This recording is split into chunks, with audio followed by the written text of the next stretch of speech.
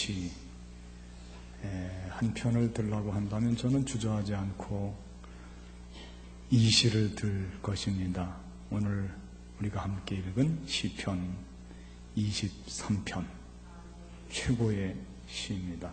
아름다운 시이고 감사가 넘치고 소망이 넘치는 시입니다. 이 시편 23편 여호와는 나의 목자시니 내게 부족함이 없으리로다. 참 대만족이죠. 더 이상 좋을 수가 없습니다. 그런데 이 시를 사순절에 묵상을 한다? 이 사순절과 과연 이 시가 어울릴 수 있을까? 그런 생각을 해보았습니다. 이 시는 상당히 목가적이고 이 사람의 삶의 형태가 그래도 여유가 있을 때 여호와는 나의 목자시니 내게 부족함이 없으리로다, 이런 고백을 하는 시로 우리가 그동안은 읽어왔습니다. 또 애송하고 사랑했습니다. 그런데 이 시를 사순절에 우리가 묵상하도록 교회력에 지금 들어와 있거든요. 그래서 이 시를 제가 다시 한번 정말 깊이 있게 읽고 생각해 보았습니다. 그런데 그러는 동안에 이 시를 쓴 시인의 삶의 모습, 그의 환경, 그걸 직시할 수 있게 되었습니다. 고통입니다. 거기 슬픔이 있고 절망이 있고요. 아주 큰 환난이 있고 또 절망스러운 상태라고 하는 것을 깨닫게 되었습니다. 시편 23편은 그렇게 해서 쓴 시입니다. 여유로운 삶의 자리에서 다 벌써 이미 이루어놓은 상태에서 부족함이 없이 아쉬운 것이 없는 상태에서 쓴 시가 시편 23편이 아니라 최고의 절망의 자리에서 희망의 눈을 가지고 쓴 시, 최고의 아픔의 자리에서 편안과 안식을 노래하고 있는 시, 그게 시편 23편입니다. 역설적이기도 하죠. 자, 그렇다면 어떻게 이 시편 23편은 이런 어둡고 힘들고 고통스러운 자리에서 이와 같이 푸른 초장 잔잔한 물가를 노래할 수 있었을까? 과연 이 시편을 이끌어가고 있는 그 무엇, 그 어떤 것 때문에 이 시편의 기자는 이렇게 아름다운 희망찬 노래를 할 수가 있었을까? 오늘 본문을 중심으로 해서 몇 가지를 생각해 보려고 합니다.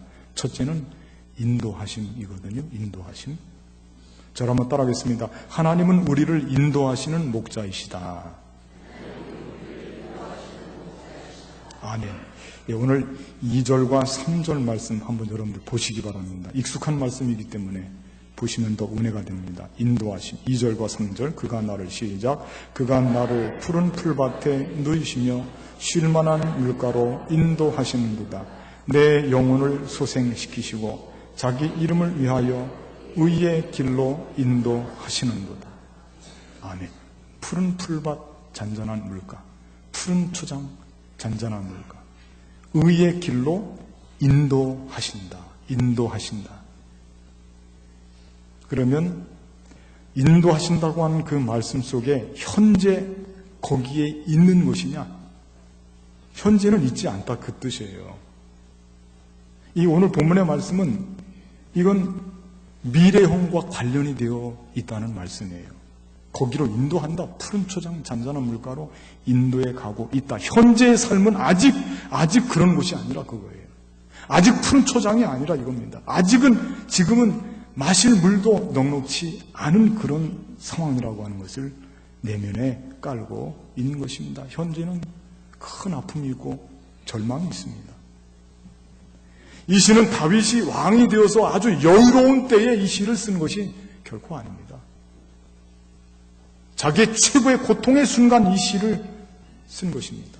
혹독한 시절에 사람들로부터 미움과 시기와 질투를 받고 그리고 살기가 등등한 기회만 되면 그의 목숨을 앗아가려고 했던 이 적들로부터 끊임없이 피해 다니고 도망 다녔던 그 사망의 음침한 골짜기가 멀지 않고 가까이 있을 때 그때 이 시를 썼다고 하는 거예요. 그런데 그런 어려움 속에서 어떻게 이 다윗은 이렇게 아름다운 시 구절로 노래할 수 있었느냐? 그건 그의 마음속에 확신이 있었습니다. 뭐가 있었냐면 나를 하나님이 인도해 주신다. 그런 확신이에요. 다윗의 자기 경험에서부터 나오는 고백입니다. 고백. 세상의 사람이 100명이 1000명이 나를 지켜주는 것보다 하나님께서 하나님 한 분이 나를 지켜주는 것이 그게 가장 안전하다고 하는 고백이 있는 그런 시입니다. 그 왜 그러냐? 다윗은 목동 출신이거든요. 목자와 양과의 관계를 너무도 잘 알고 있습니다. 양은요 거의 결정적으로 목자에게 의존적입니다. 할 수 없습니다. 그 운명적으로 목자가 이끌어 가는 대로 가기 때문에 양의 모든 미래는 전적으로 목자에게 달려 있는데, 그런데 이 다윗은 어린 날, 젊은 날 목동 출신으로서 그 양들을 칠 때 얼마나 성심성의껏 양을 쳤는지, 정말 다윗은 아주 성실하게 양을 친 자기 경험이 있기 때문에 그 목자, 성실한 목자에 대한 상이 벌써 이미 그게 마음판에 새겨져 있거든요. 그래서 자기가 치던 양들을 생각해 보면 내가 그때 열심히 양을 쳤는데 그때 나의 품에 있던 양들은 행복했었지. 내가 하나님과 나와의 관계에서 하나님이 나의 목자라고 한다면 나는 그런 성실한 하나님, 그분께서 나를 이끌어 가시는 목자가 되어주시니 내가 이제는 이런 어려운 상황이 있어도 이제 곧 조금 있어서 멀지 않아서 푸른 초장 잔잔한 물가로 하나님은 목자가 되어주셔서 나를 인도해 가실 것이다. 그렇게 확신을 했단 말이에요. 자기를 돌아봐도 그렇다 이거예요. 부족한 자기를 돌아봐도. 다윗이 얼마나 성실하게 양을 쳤는지는 우리가 성경 말씀을 자세히 보면 알 수가 있습니다. 다윗이 참 좋은 기회가 있었거든요. 다윗의 아버지가 이세인데 다윗의 형제가 8입니다. 그런데 선지자 사무엘이 이세에게 뭐라고 이야기를 했냐면 내 8 아들 중에 한 사람이 앞으로 장차 이 나라를 다스릴 왕이 될 것이다. 내가 그 중에 하나를 기름 부어서 왕으로 구별할 테니 아들들을 다 데리고 나와라. 아버지한테 사무엘이 기름 붓기 전에 하나님의 부름을 받고 그렇게 명령을 했습니다. 그래서 이세가 아들들을 다 사무엘 앞에 모아놨습니다. 그래서 첫째 아들 엘리압부터 딱 보니까 사무엘이 눈으로 보니까 엘리압이 얼마나 잘생겼는지 그 마음속에 즉시로 들어오는 생각이 바로 이자구나. 여기 엘리압에게 하나님께서 기름 부음을 허락하셨겠구나 하고 거기 기름을 부으려고 하는데 하나님이 중단을 시킵니다. 아니다. 너는 사람을 외모로 취하지 말아라.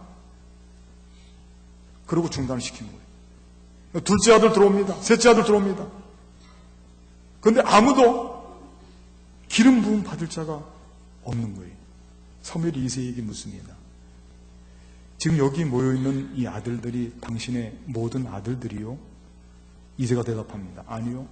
하나가 있긴 있습니다. 누구요? 다윗입니다. 뭐합니까? 양 틈에 있습니다. 양과 함께 있습니다. 그는 양을 치고 있다는 뜻이에요. 그때 사무엘이 그 아들을 데리고 오너라. 그 아들을 데리고 오너라. 여러분들 한번 생각해 보십시오. 인생을 살면서 우리에게 기회가 그렇게 많이 주어집니까? 그렇지 않죠? 우리에게 찾아오는 기회가 몇 번 있지 않습니까?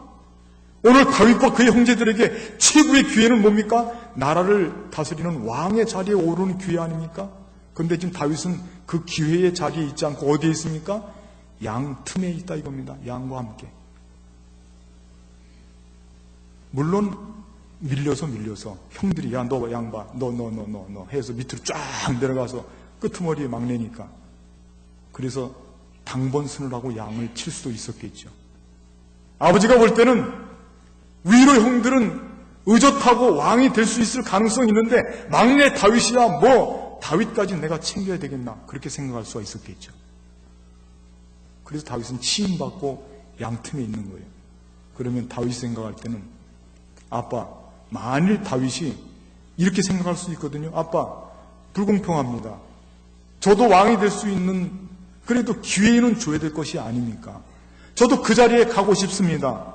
이 양들 누구에게 맡기십시오. 일꾼에게 맡기십시오. 요즘 말로 하면 돈을 사람을 사서 써서라도 맡기십시오. 나도 형들과 같이 그 기회 중에 한 명이 되겠습니다 하고 양들을 버리고 그 기회를 찾는 자리에 다윗이 갈 수 있잖아요.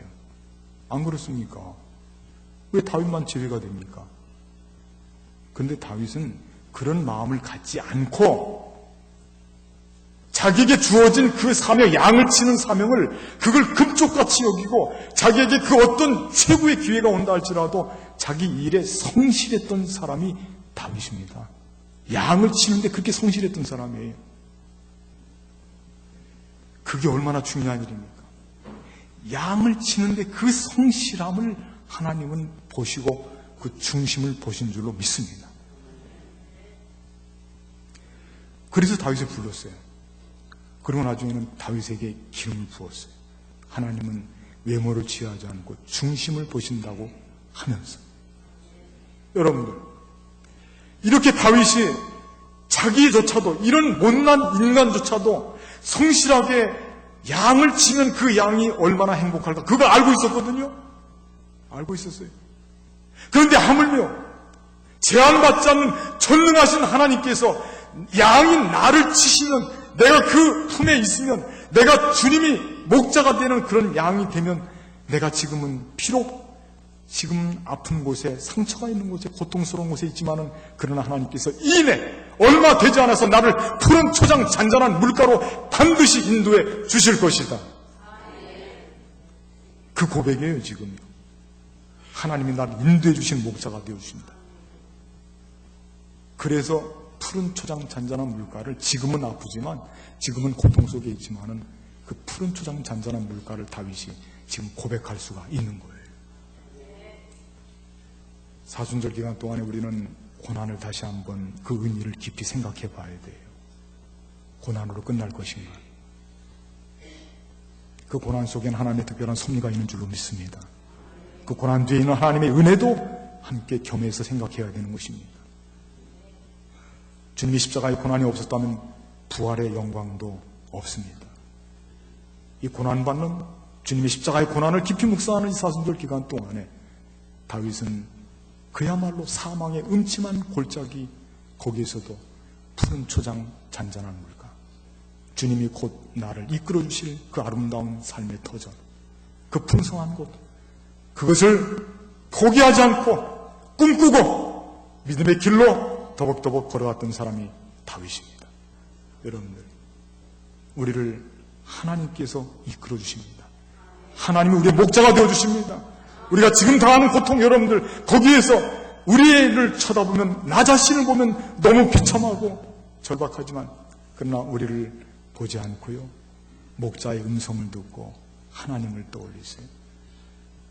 목자가 누구냐에 따라서 양은 결정적입니다. 우리의 목자는 시시하지가 않습니다. 전능하신 하나님 여호와 하나님 그분이 여러분의 목자요 저의 목자요 우리 모두의 목자가 되시는 줄로 믿습니다. 그래서 우리는 희망이 있는 거예요. 그래서 우리는 이 아름다운 푸른 초장 잔잔한 물가를 지금도 고통스럽지만 노래할 수가 있는 거예요.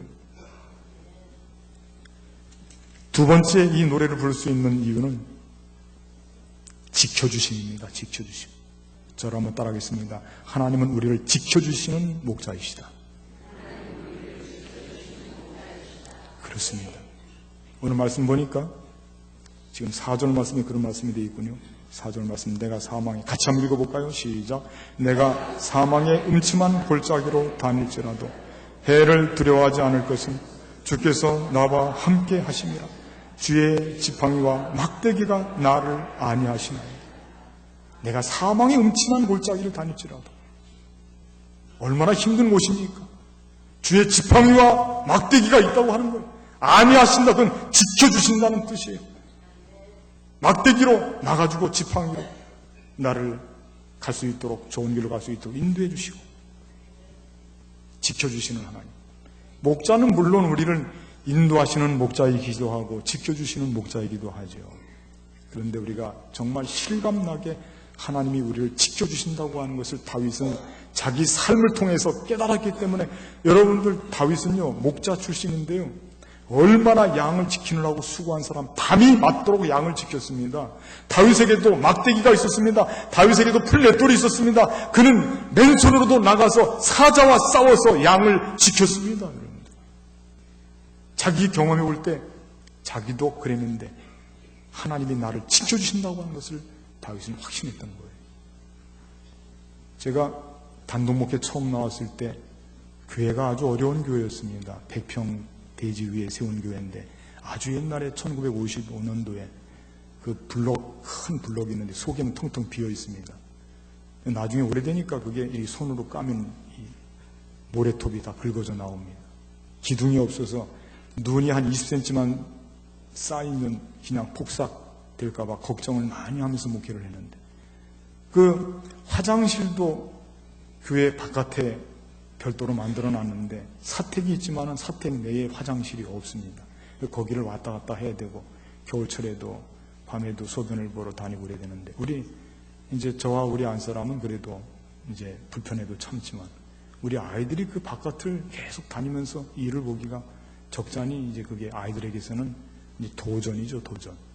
그리고 그 교회 바로 옆에 담이는 쪽에 조그마한 골목이 있었는데 거기가 아주 음침합니다. 가끔 거기서 갑자기 고양이가 튀어나오기도 하고, 또 사람이 거기 가서 일을 보고 나오는 경우도 있고 막 그렇습니다. 화장실에 사람이 차 있습니다. 제가 많이 그런 일도 하고 그랬습니다. 이 치는 소변을 보기도 하고 대변을 보기도 합니다. 그런데 밤중이 되면 애들이 그 화장실에 가기가 힘드니까 막 겁이 나니까 애 엄마, 우리 안사람이 노래를 하나 만들어줬죠. 그 노래가 뭐냐면 하나님이 지켜준다. 그 노래를 만들었어요.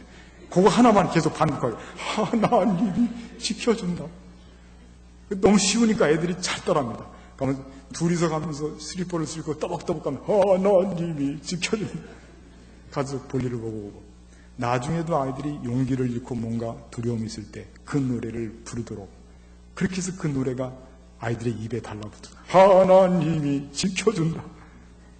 그렇게 노래를 부르면서 어려운 시절을 지냈던 기억이 있고, 지금도 그 노래는 우리가 가끔 어려운 일을 당했을 때 우리 속에서부터 나도 모르게 그 노래가 튀어나옵니다.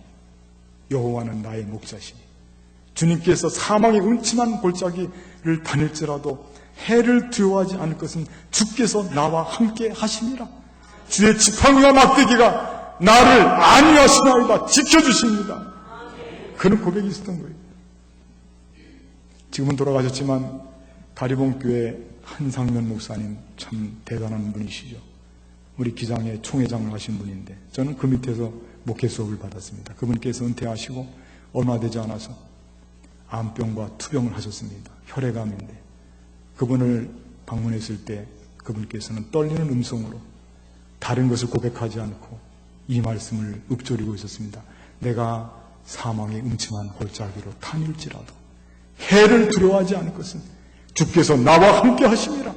주의 지팡이와 막대기가 나를 안위하시나이다 하면서 그 병상에서 거기에서 두주먹을 쥐고 삶에 대한 그런 꿈을 꾸던 그 목사님을 저는 지금도 잊을 수가 없습니다. 여러분들, 우리가 아무리 큰 고통과 어려움이 있어도 하나님은 우리의 가까이에서 막대기와 지팡이로 우리를 지켜주시는 분이 바로 우리의 목자 되시는 하나님이신 줄로 믿습니다. 늑대 한 마리가 고양이인 줄 알고 자기 밥인 줄 알고 막 혼을 빼면서 말이죠. 발로 차기도 하고 막 장난치고 이제 막 잡아 먹으려고 하는데, 그런데 이 늑대 한 마리가 꼬리를 내리고 새파랗게 질려서 동작을 중지한 채 어찌할 바를 모르고 오줌을 싸고. 왜 그랬냐면 그 앞에서 태산 같은 큰 호랑이가 나타나서 벼락 같은 소리로 번개 같은 눈빛으로 보면서 소리를 한번 지르니까 이 늑대가 거기서 그냥 완전히 산채로 굳어버렸어요. 알고 보니까 고양이가 아니고 호랑이 새끼예요. 호랑이 새끼. 어미가 나타난 겁니다. 악한 세력, 어둠의 세력, 악한 사탄 마귀가 우는 사자같이 두루다니며 삼킬 자를 찾을 때에도 하나님께서, 성령께서 나타나셔서 우리를 도우시면, 우리를 지켜주시면 그들은 한 길로 왔다가도 7길로 도망가게 될 줄로 믿습니다. 지켜주시는, 나는 약하지만 내 뒤에 계시는 그분은 전능하신 하나님이시기 때문에 그분이 우리를 지켜주십니다. 다윗은 그런 노래를 많이 했어요. 여호와는 나의 반석이시오, 나의 요새시오, 나의 피할 곳이요, 나의 피난처시요. 지켜주신다는 뜻이에요. 환난 날에 나를 부르라. 내가 너를 건지리니 내가 너를 영화롭게 하리라. 다윗은 일평생을 하나님의 지켜주심을 확신하고 고통의 시간을, 그의 일평생 중에 반 이상이나 되는 그 광야의 생활을 하나님이 지켜주심을 고백하고 그 길에서 마침내 승리하고 가장 존경받는 왕의 자리에 올라갔던 사람이에요. 여러분들 지금 어려워요. 저도 어렵고 여러분도 어렵고 많은 지금 세상의 사람들이 고통을 당하고, 특별히 젊은 청년들은 지금 많이 고통스러워하고 있습니다. 그런데 절망하지 마시고 이런 고통과 환난 속에서도 다윗과 같이 푸른 초장 잔잔한 물가를 노래하시기 바랍니다. 우리를 지켜주시는 전능하신 하나님이 있기 때문에 우리는 노래할 수 있을 줄로 믿습니다. 셋째는, 이런 노래를 할 수 있는 것은 사랑하심 때문에 그렇습니다. 사랑하심 때문에. 하나님의 인자하심. 저를 한번 따라하겠습니다. 하나님은 우리를 사랑하시는 목자이시다. 얼마큼 사랑하느냐면 독생자 예수님을 아낌없이 우리를 주시기까지 사랑하시는 거예요. 그 최고의 사랑이거든요. 이건 아무나 흉내낼 수 없는 아가페의 사랑입니다. 그래서 우리를 편을 들어주시고 우리 잔을 넘치도록 채워주시고 그리고 우리에게 기름 부어주시는 거예요. 목자가 양에게 기름 부어줄 때는 몇 가지 이유가 있다고 그럽니다. 첫째는 이 양에게 이 파리들, 날파리들 이런 게 많이 달라붙어서 모기, 그래서요 풀을 뜯지 못하도록 하고 아주 괴롭히는데, 특별히 그 중에서도 이 콧잔등 같은 데 달라붙는 파리가 있답니다. 그걸 보고 하도 그쪽에 달라붙으니까 이름을 코파리라고 한답니다. 코파리.